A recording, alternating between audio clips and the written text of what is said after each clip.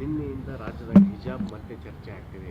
ಹಿಜಾಬನ್ನು ವಾಪಸ್ ಪಡಿತೀವಿ ಅಂತ ಹೇಳಿದ್ದಾರೆ. ಇದಕ್ಕೆ ಬಿಜೆಪಿಯವರು ವಿರೋಧ ವ್ಯಕ್ತಪಡಿಸ್ತಾರೆ. ಈಗ ಭಾರತೀಯ ಜನತಾ ಪಾರ್ಟಿಯವರು ಸಮಾನತೆ ವಿಚಾರವನ್ನು ಮಾತಾಡ್ತಕ್ಕಂಥದ್ದು ಶಾಲಾ ಕಾಲೇಜುಗಳಲ್ಲಿ.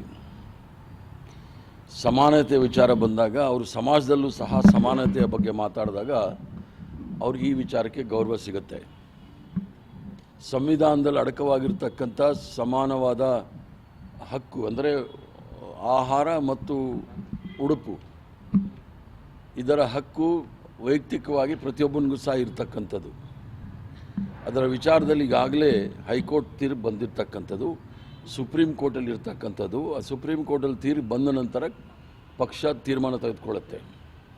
ಭಾರತೀಯ ಜನತಾ ಪಾರ್ಟಿಯವರು ರೈತರ ಬಗ್ಗೆ ಆಗಲಿ, ಹೆಣ್ಮಕ್ಕಳ ಮೇಲೆ ಆಗಿರ್ತಕ್ಕಂಥ ಶೋಷಣೆಗಳಾಗಲಿ, ಹೆಣ್ಮಕ್ಕಳ ಕುಸ್ತಿ ಪೈಲ್ವಾನರು ಏನು ಹೆಣ್ಮಕ್ಕಳು ಕುಸ್ತಿನಲ್ಲಿ ಮಾಡಿದವರು ಕಣ್ಣಲ್ಲಿ ನೀರು ಹಾಕಿದ್ರೂ ಸಹ ಅವ್ರಿಗೇನು ಬಂದಿಲ್ಲ. ಇವರು ಈ ವಿಚಾರವನ್ನು ತೆಗೆದುಕೊಂಡು ಮೊದಲು ಅವರಲ್ಲಿ ಏನಿದೆ ಉಳುಕನ್ನು ನೋಡಲಿ, ಆಮೇಲೆ ಕಾಂಗ್ರೆಸ್ ಪಕ್ಷ ಏನು ಮಾಡುತ್ತೆ ಬಿಡೋದು ಅದು ವಿಚಾರ ಬೇರೆ. ಕಾಂಗ್ರೆಸ್ ಪಕ್ಷ ಭಾಳ ಸ್ಪಷ್ಟವಾಗಿ ಹೇಳುತ್ತೆ, ಸಂವಿಧಾನದಲ್ಲಿರ್ತಕ್ಕಂಥ ಹಕ್ಕುಗಳನ್ನು ನಾವು ರಕ್ಷಣೆ ಮಾಡ್ತಕ್ಕಂಥದ್ದು. ಅದರಲ್ಲೂ ಸಹ ಮಕ್ಕಳಲ್ಲಿ ಸಮಾನತೆ ತರಬೇಕಾದ್ರೆ ಸಮಾಜದಲ್ಲೂ ಸಹ ಸಮಾನತೆನ ಅವರು ಕಾಪಾಡಿದ್ರೆ ಭಾಳ ಸಂತೋಷ. ನಾವು ಕೇಸರಿ ಶಾಲ್ ಕೊಟ್ಟು ಕಳಿಸ್ತೀವಿ ಈಗ ಕಾಲೇಜುಗಳಿಗೆ ಅಂತ ಹೇಳ್ತೀವಿ. ಈಗ ಇದು ಜಾತ್ಯತೀತ ರಾಷ್ಟ್ರ, ಇದರಲ್ಲಿ ಎಲ್ಲ ಧರ್ಮವನ್ನು ಸಹ ಸಮಾನವಾಗಿ ಕಾಣ್ತಕ್ಕಂಥದ್ದು ಮಹಾತ್ಮ ಗಾಂಧಿಯವರ ಆಶಯಗಳು ಮತ್ತು ಆದರ್ಶ, ಸರ್ವಧರ್ಮ ಸಮಭಾವ ಅಂತಕ್ಕಂಥದ್ದು.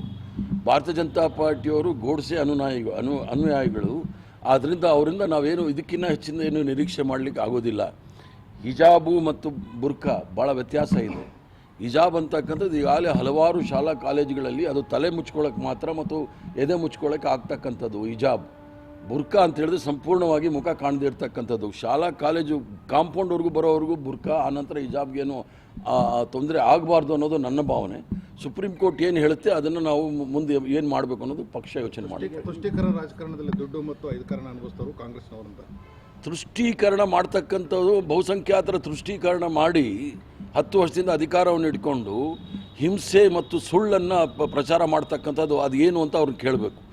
ಕಾಂಗ್ರೆಸ್ ಪಕ್ಷ ತುಷ್ಟೀಕರಣ ಮಾಡಿದ್ರೆ ಇಂಥದ್ದು ಮಾಡಿದ್ದೀವಿ ಅಂತ ಹೇಳಬೇಕಾಗತ್ತೆ. ಈ ಒಂದು ಹುಯಿಲು ಎಬ್ಸ್ಬಿಟ್ಟು ಯಾರಿಗೂ ಸಹ ಅದು ಒಂದು ಕಡೆ ಅಲ್ಪಸಂಖ್ಯಾತರಿರ್ಬೋದು, ಮತ್ತೊಂದು ಕಡೆ ಮೆರಿಟ್ ವಿಚಾರದಲ್ಲಿ ಮೀಸಲಾತಿ ವಿರುದ್ಧ ಮಾಡ್ತಕ್ಕಂಥವ್ರು, ಇವರೆಲ್ಲವೂ ಸಹ ಈ ಪಕ್ಷದಲ್ಲಿ ಇರ್ತಕ್ಕಂಥವ್ರು. ಮೊದಲು ಇವರ ಸೂತ್ರಧಾರ ಏನಿದ್ದಾರೆ ನಾಗ್ಪುರಲ್ಲಿ, ಅವರು ಜಾತಿ ಜನಗಣತಿ ವಿರುದ್ಧ ಮಾತಾಡಿದ್ರು. ಜನಸಾಮಾನ್ಯರು ಕೂಗೆಬ್ದಾಗ ಇಲ್ಲ ನಾವು ಅದನ್ನು ಯೋಚನೆ ಮಾಡ್ತೀವಿ ಅನ್ನೋ ಮಟ್ಟಕ್ಕೆ ಹೋದರು. ಆದ್ದರಿಂದ ಇವರಿಂದ ನಾವು ಕಲಿಬೇಕಾದಿಲ್ಲ. ಈಗ ಬಿಜೆಪಿಯವರು ಗೋಡ್ಸೆ ಅನುಯಾಯಿಗಳು ಅಂತೀರಿ, ಕಾಂಗ್ರೆಸ್ನವರು ಟಿಪ್ಪು ಸುಲ್ತಾನ್ ಪಾರ್ಟ್ 2 ಇವರು. ನೋಡಿ, ಕಾಂಗ್ರೆಸ್ನವರು ಟಿಪ್ಪು ಸುಲ್ತಾನ್ ಪಾರ್ಟ್ ಅಲ್ಲ. ಕಾಂಗ್ರೆಸ್ ಅವರು ಬ್ರಿಟಿಷರ ವಿರುದ್ಧ ಯಾರ್ಯಾರು ಹೋರಾಟ ಮಾಡಿದ್ದಾರೆ ಅವ್ರ ಪರ ಇದ್ದೀವಿ. ಬ್ರಿಟಿಷರ ಪರ ಇದ್ದವರ ವಿರುದ್ಧ ನಾವಿದ್ದೀವಿ. ಇವರೆಲ್ಲರೂ ಸಹ ಯಾರು ಟಿಪ್ಪು ಸುಲ್ತಾನ್ನ ಪಕ್ಷದವರು ಅಂತಾರೆ, ಇವರೆಲ್ಲರೂ ಸಹ ಬ್ರಿಟಿಷರ ಬೂಟ್ ನೆಕ್ತಾ ಇದ್ದವರು. ಆದ್ದರಿಂದ ಇವರಿಂದ ನಾವು ಕಲಿಬೇಕಾದಿಲ್ಲ. ಈ ಬಿಜೆಪಿಯವರು ಬ್ರಿಟಿಷರ ಬೂಟ್ ನೆಕ್. ಬಿಜೆಪಿಯ ಪೂರ್ವಜರು ಯಾರಿದ್ದಾರೆ ಸ್ವತಂತ್ರ ಹೋರಾಟದಲ್ಲಿ 7 ಲಕ್ಷ ಜನ, ಸುಮಾರು 7 ಲಕ್ಷ ಜನ ಭಾಗಿಯಾಗಿದ್ದಾರೆ ಸ್ವತಂತ್ರ ಹೋರಾಟದಲ್ಲಿ. ತ್ಯಾಗ ಬಲಿದಾನಗಳು ಮಾಡಿರ್ತಕ್ಕಂಥವ್ರು. ಒಂದೇ ಒಂದು ಹೆಸರು ಹೇಳ್ಬಿಡ್ಲಿ, ಇವರು ಹಿಂದುತ್ವ ಪಾರ್ಟಿಯವರು. ಎಲ್ಲೂ ಸಹ ಇವರಿಗೆ ಸಿಕ್ಕೋದಿಲ್ಲ.